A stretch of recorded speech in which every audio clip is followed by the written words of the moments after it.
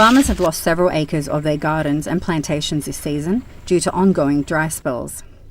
Water sources are drying up and livestock are dying due to the lack of water and food as a result of unprecedented weather patterns in the country. There are forests which are supposed to be under community. These ones, I think, completely vanished. They have either been turned into gardens of maize. Because of climate change, the El Nino and La Nina are going to be more frequent. You can see what has happened to us this year. In northern Uganda, families have experienced water shortages and an upsurge of bush burning has been reported. These disruptive trends of nature are as a result of reported deforestation and wetland clearance across the country. Uganda is now one of the countries where deforestation is at its highest, with unparalleled encroachment by man of forests and wetlands. We are having only 8,000 hectares of forests. That is natural, not planted. Now, this means that we are a country with the highest rate of deforestation in the whole world. FAO has put us at 200,000 hectares. Rampant tree felling for timber, firewood and charcoal burning on private and government land is an additional problem to vegetation cover loss. It is estimated that the country has been losing about 122,000 hectares of forest on average every year since 1990 to 2015, according to the National Forest Authority. And when it's compared to the 7,000 hectares that are planted every year, its deficit is too high. Environmental experts predict human-induced climatic change is likely to increase by up to 1.5 degrees Celsius as a result of forest degradation. Farmers who have suffered the consequences of unpredictable weather patterns are still counting their losses as the drought seems to be far from over. The harsh weather arising out of, climate change is also affecting these small forests. I take about 300,000 people with this maize. But this maize now, I've got a loss now on it because there is no rain.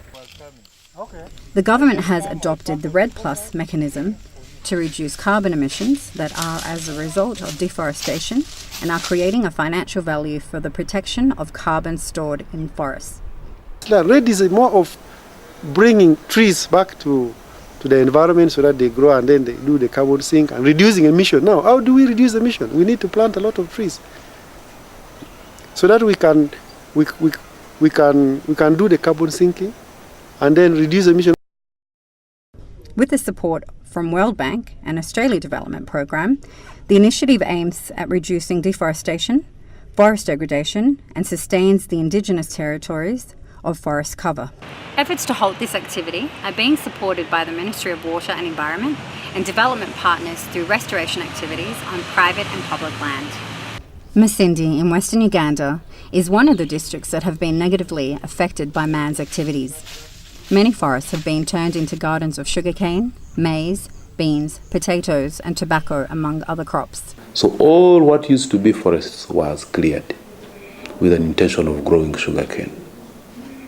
Then people got involved in timber. All the natural trees were cut down. Consequently, the microclimate is changing over the years, becoming unfavourable for crop growing and human survival.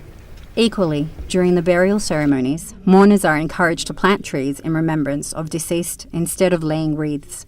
Go with the seedlings, and when people are laying wreath for us in memory, we give out trees so that the family can plant these trees in the memory of the deceased, but as a way of also promoting environment and planting of more trees.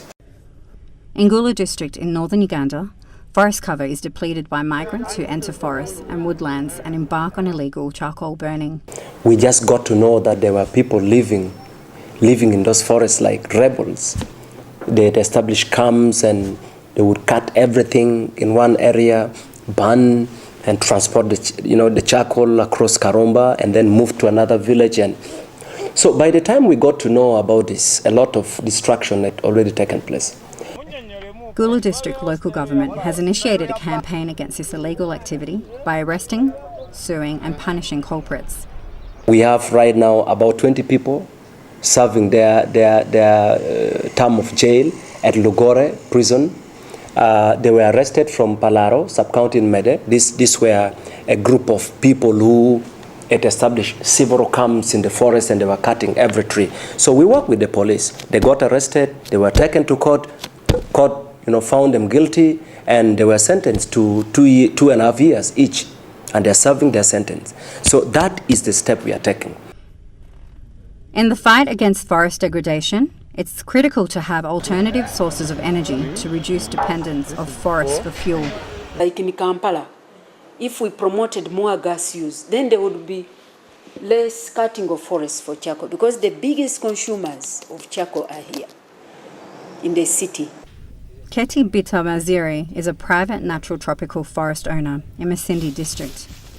His forest is 85 hectares and he has looked after it for the last 33 years and has encouraged his neighbours to mitigate climate change effects through preserving the forest. You find people coming from as far as 8-10 kilometers to come for firewood here, and now it is the dry season. You find people coming for water, to collect water from the water sources along within this forest. There is a need for collaborative effort towards restoration. This cooperation is necessary for the program to allow adjacent communities to achieve increased food production and allow them to participate in the management of forests for sustainability. The future of Uganda's forests lies in the hands of every Ugandan. Therefore, Ugandans need to rally behind every effort to reduce deforestation and forest degradation. Kate Altamura for UBC News.